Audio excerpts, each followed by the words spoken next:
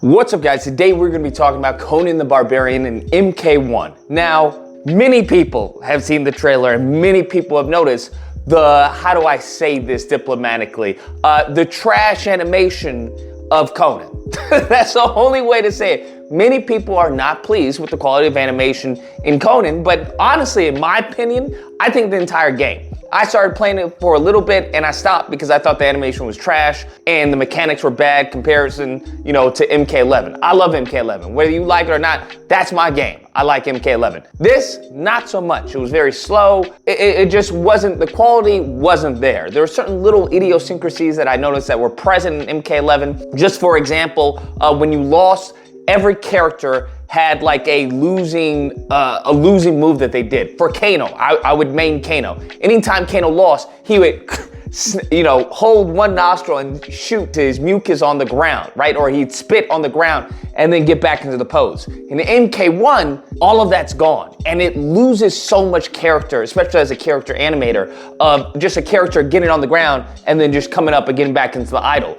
That little character that they added in MK11, it was just so much for me. It added so much, but it was so little. Nevertheless, getting back into Conan, a lot of people are like, hey, the animation feels stiff. It feels bad. For those who don't know animation, there are a lot of people who are just criticizing. It just feels bad. It looks bad. And when someone says an animation is bad, let's think about this. So 9 out of 10, I'll say 10 out of 10. When someone says an animation looks bad, whether it's your lead or your head, what they mean is that you're lacking follow through and overlap and you're lacking drag.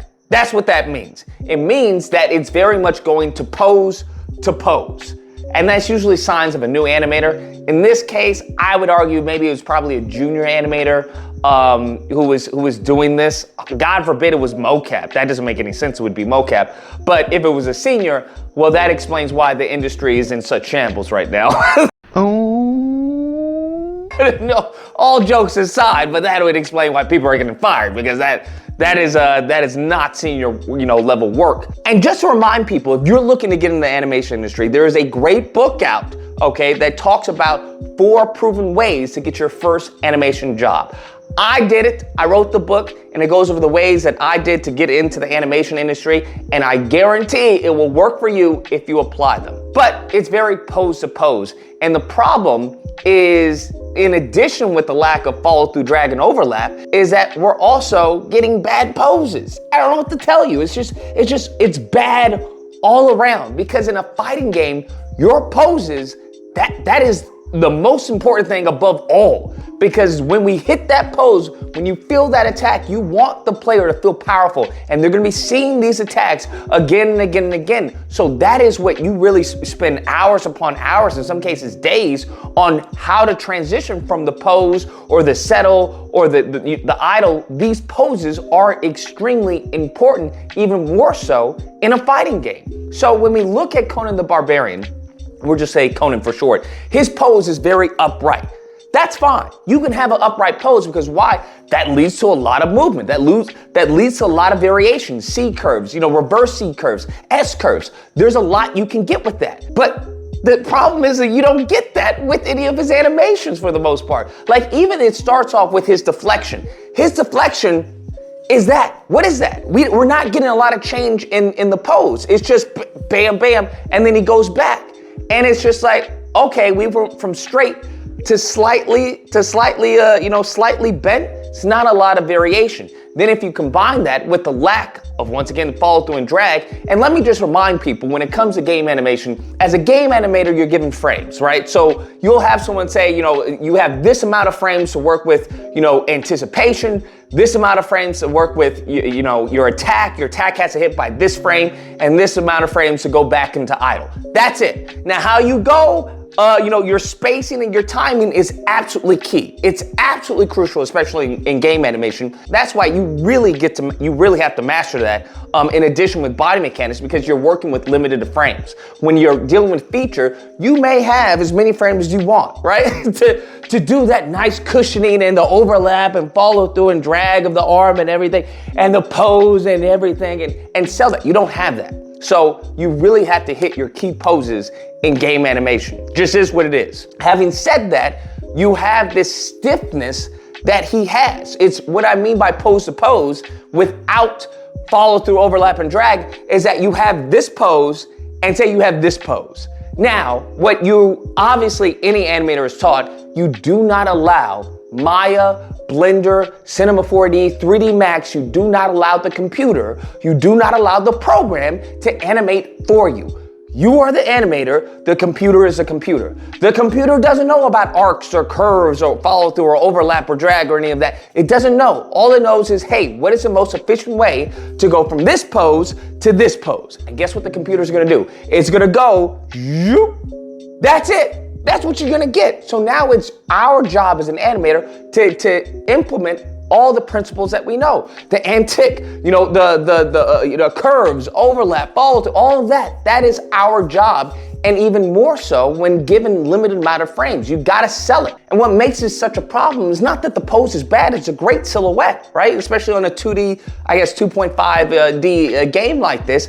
It's a great silhouette, but it's stiff, because he's just holding it as he's in the air. And what many people tend to do, what I've noticed is early on is what they'll do, early animators, is they'll have pose A and pose B. Pose A will be like this, pose B will be like that, and they're like, hey, there's my moving hold. So you'll have him in the air, and he'll go like this, and it'll just be like, and then it's like, bruh, that's not enough of a change for the eye to register. So it just looks like he's holding this pose. There's no follow through, there's no overlap, there's no drag on any of the limbs, so it just looks like he's stiff. And then he goes into this pose, and we're looking at about maybe 2 to 3 frames snapping into this pose, and it just looks bad. His second jump, this time he's cut off. So now we just see his lower half, and it's like, you can tell by where the sword is, because usually you would want to have an amazing reverse C curve, right? That screams for amazing reverse C curve, right? Because he's jumping up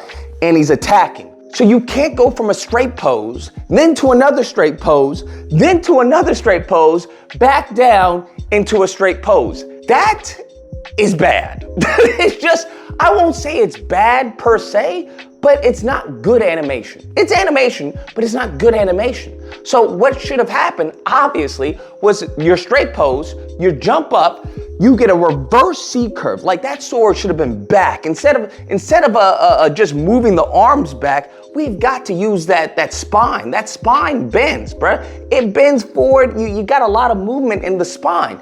So we want to exaggerate it, C. So then when he goes down, we got now a C curve, right? We went from reverse C curve to a C curve, bam, and then we come down into a more compressed C curve for the squash, and then we come up into our straight. That's what we have when we talk about as far as visual variation. That's what I mean as far as visual variation. We want a lot of curves, we want a lot of shapes to have it be entertaining for the audience, especially in a fighting game.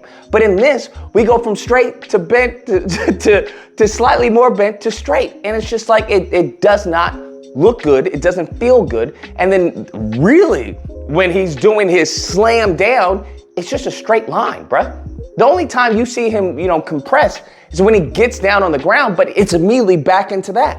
So it's like, if you have limited frames, you gotta push those poses further. You just have to, because it just feels very pose to pose, and the poses that we're holding they're not really selling the movement. So we've gotta add in some follow through, some drag into the breakdowns. That's what has to happen if we have a limited amount of frames. We have to build those in, and it doesn't seem like this animator did that, which causes the animation to feel very snappy. And I don't mean snappy like cartoony snappy and stuff.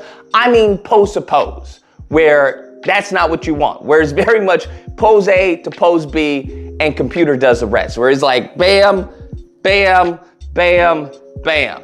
And it doesn't look good, and that's what you want to avoid. One of the easiest signs of a newbie animator is the lack of follow through and drag, right? The lack of follow through, overlap, and drag on a character, on limbs, okay? That is a perfect sign, in addition to, lack of a center of mass being properly balanced, lack of, solid posing, yada, yada, yada. But the biggest one is that once they start to get a character moving, that they just feel stiff because they're going into pose, and they don't really know how to overlap and loosen up the body. So that takes time to get a workflow, I would say, more so than actually spotting it. Because once you notice it, then you notice it. But then it's like, okay, how do I do this the most efficient way with all these controls? Especially when you start working on more advanced characters, then it's like, okay, you have to have a workflow for this or you're gonna lose your mind. But that's my 2 cents, okay? That's my 2 cents, take it or leave it. And when it comes to Conan and the complaints that are circling around his animation, from me being an animator, that's what I see. That's how we can improve it. And hopefully they address this maybe before the character comes out. God be willing. Nevertheless, hope you guys enjoyed the video. If you did, please feel free to like, share, comment, and subscribe. Until next time, guys, keep animating.